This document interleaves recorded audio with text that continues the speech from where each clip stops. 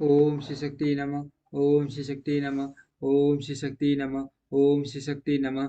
देवताओं का रुद्र के पास जाकर अपना दुख निवेदन करना। रुद्र द्वारा उन्हें आश्वासन और चित्तरथ को शंखचूड़ के पास भेजना। चित्तरथ के लौटने पर रुद्र का गणों पुत्रों और भद्रकाली सहित युद्ध के लिए प्रस्थान। उल्टे शंखचूड़ सेना सहित पुष्प भद्रा के तट पर प्रभाव डालना तथा दानव राज के दूत और शिव की बात से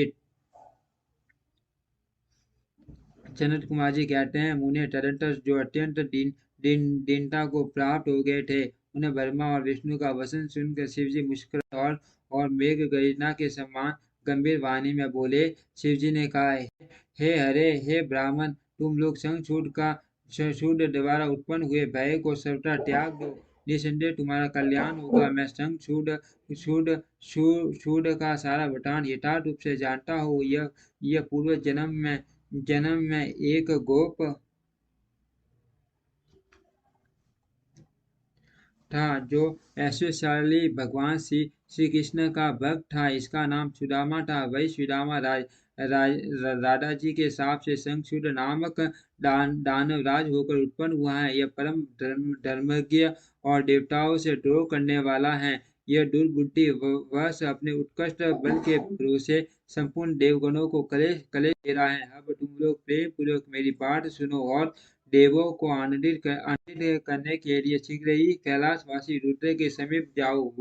वह रुद्र रूप मेरा ही उत्तम पुण्य रूप है। मैं ही देव कार्य की सिद्धि के हेतु प्रत्यक्ष स्वरूप धारण करके वहां प्रकट हुआ हूँ। मेरा वह रूप ऐश्वर्यशाली तथा परिपूर्णतम है। अरे, इसीलिए मैं भक्तों के वशीभूत हो कैलाश पर सदा निवास करता हूँ।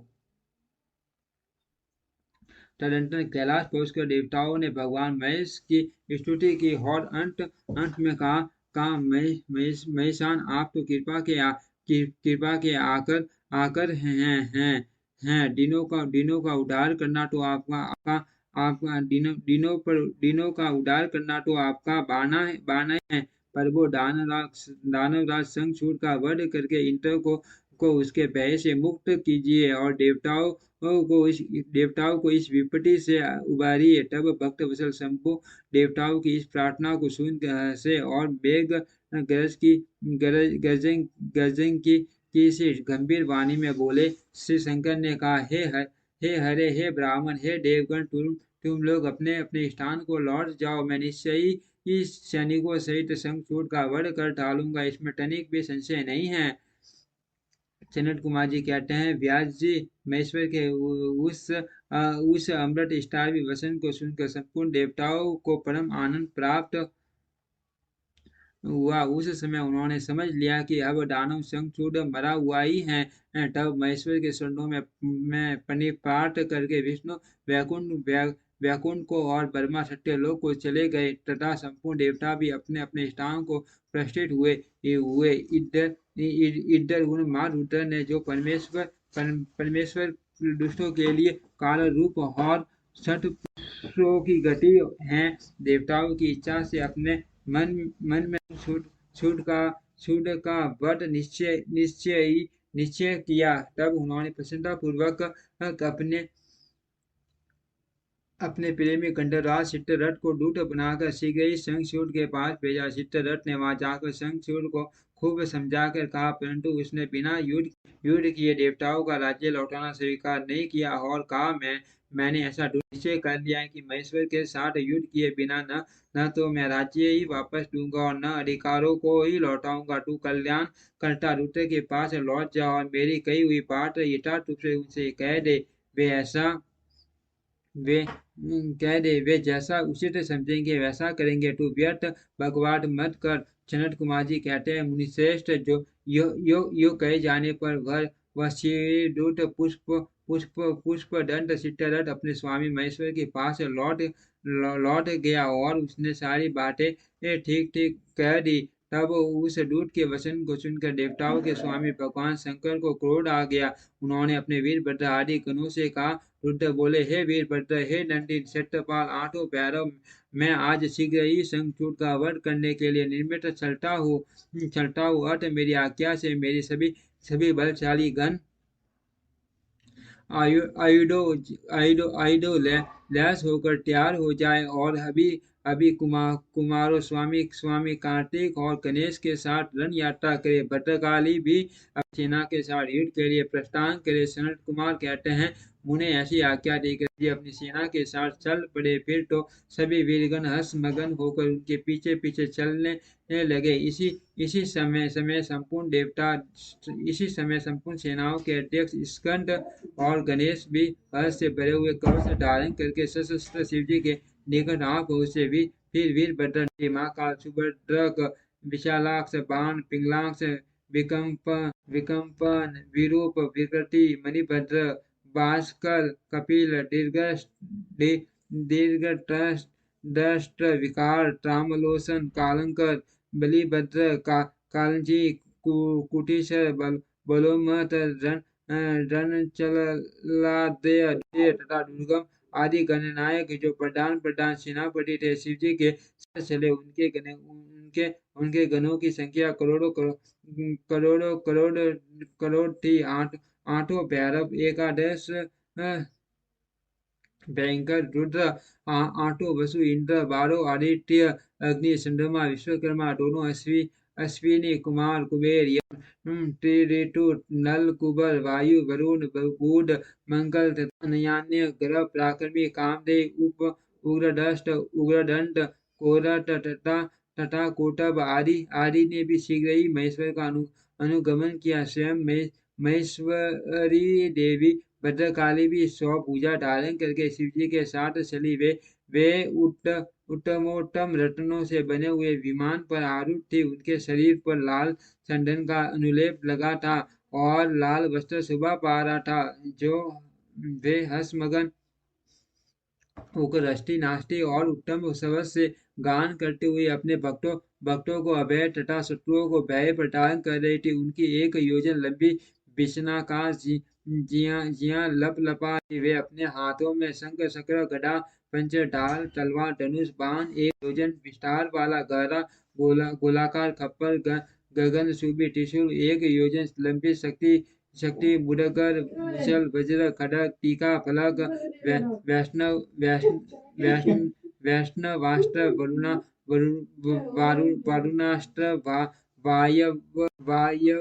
वायव्यास्त्र, नागपाश, नारायणास्त्र, गंधर्वास्त्र, ब्रह्मास्त्र, गारुडास्त्र, पर्जन्यास्त्र, पाशुपतास्त्र,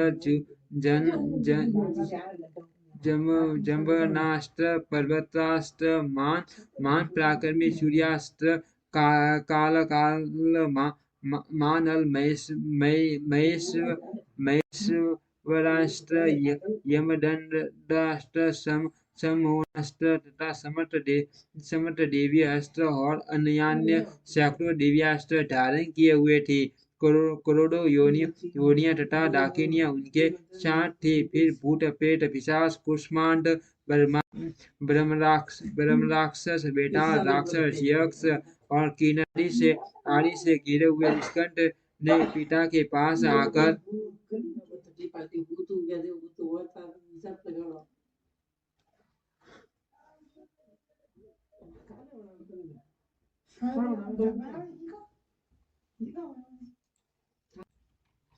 उन चंद्रशेखर को प्रणाम किया और उनकी आज्ञा से पार्श्व भाग में स्थित होकर सायक का स्थान ग्रहण किया। तदनंतर रुद्र रूपधारी शंभु अपनी सारी सेना को एकत्रित करके शंखचूड़ के साथ लोहा लेने के लिए नियम पूर्वक आगे बढ़े और देवताओं का उद्धार करने के लिए चंद्रभाग नदी के तट पर मनोहर वृक्ष के नीचे खड़े हो गए। व्यासी उधर जब शिवदूत चला गया, तब प्रतापी शंखचूड़ ने महल के भीतर जाकर तुलसी से ये वह सारी बातें कह सुनाई। शंखचूड़ ने कहा, देवी, शंभु के दूत के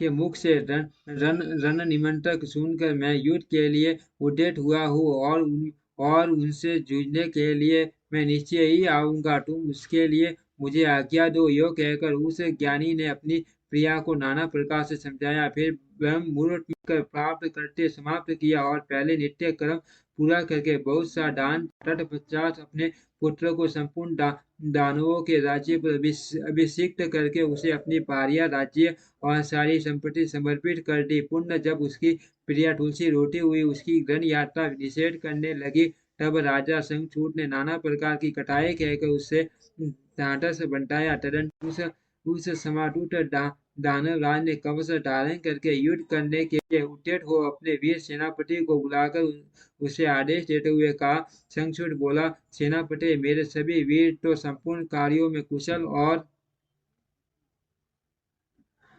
समर में शोभा पाने वाले आज आज कवच धारण करके युद्ध के लिए प्रस्थान करे। शूरवीर दानवों और दैत्यों की 86 टुकड़ियां तथा बलशाली कंकों की निर्भीक सेनाएं अस्त्र शस्त्रों से सुसज्जित होकर नगर के बाहर निकले करोड़ों प्रकार से पराक्रम प्रकट करने वाले जो असुरों के 50 फूल हैं, वे भी देवताओं के पक्षपाती शंभु से युद्ध करने के लिए प्रस्थित हो। मेरी आज्ञा से डोर्मो के 100 कुल भी कवच से विभूषित हो शंभु के साथ लोहा लेने के लिए शीघ्र ही निकले। काल के यो मौर्यो डोरडो तथा कालकों को भी मेरी यह आज्ञा सुना दो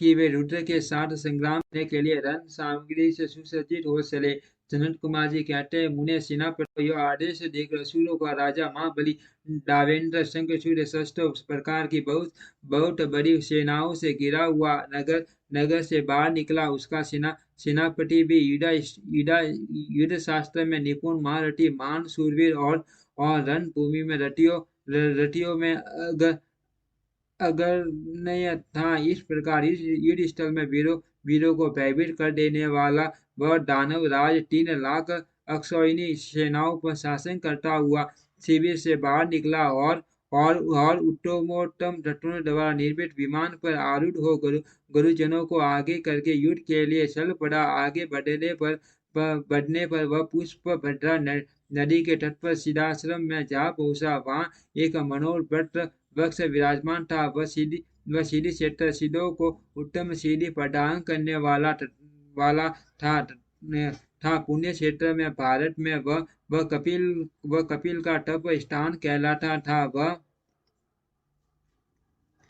वह भूभाग पश्चिम समुद्र से पूर्व मलय पर्वत से पश्चिम में शीशैल से उत्तर और गंडमार्ग से दक्षिण था। उसकी चौड़ाई 5 योजन और लंबाई 500 योजन थी। भारत के उस भाग में उत्तम पुण्य प्रदान करने वाली तथा सूर्य स्फटिक के समान स्वच्छ जल से परिपूर्ण पुष्प भद्रा और सरस्वती नाम की 2 रमणीय नदियां बहती थी। सदा सौभाग्य से युक्त रहने वाली लवण सागर की प्रिया भार्या पुष्प भद्रा सरस्वती के साथ हिमालय से निकली और निकलती हैं और गोमत पर्वत को बाएं करके पश्चिम समुद्र में जा मिली। वहां पहुंचकर शंखचूड़ ने शिवजी की सेना को देखा।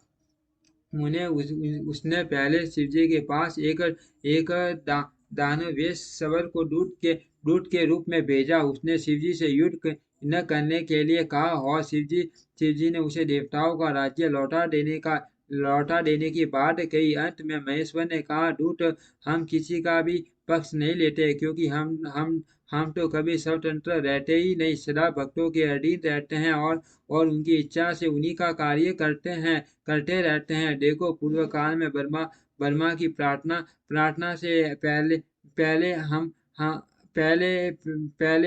पल्ले समुद्र में श्री हरि और दैत्य श्रेष्ठ मधु कैटभ का भी युद्ध हुआ था। पुण्य भक्तों के हितकारी उन्हीं से विष्णु ने देवताओं की प्रार्थना करने पर प्रहलाद के कारण हिरण्यकशिपु का वध किया था। तुमने यह भी सुना होगा कि पहले जो मैंने त्रिपुरा के साथ युद्ध करके उन्हें भस्म कर डाला था। वह भी देवताओं की प्रार्थना पर हुआ था। पूर्व काल में सर्वेश्वरी जग जननी का जो शंभु आदि के साथ युद्ध हुआ था और जिनमें उन्होंने उन्हें दैत्यों का वध कर डाला था, वह भी देवताओं की प्रार्थना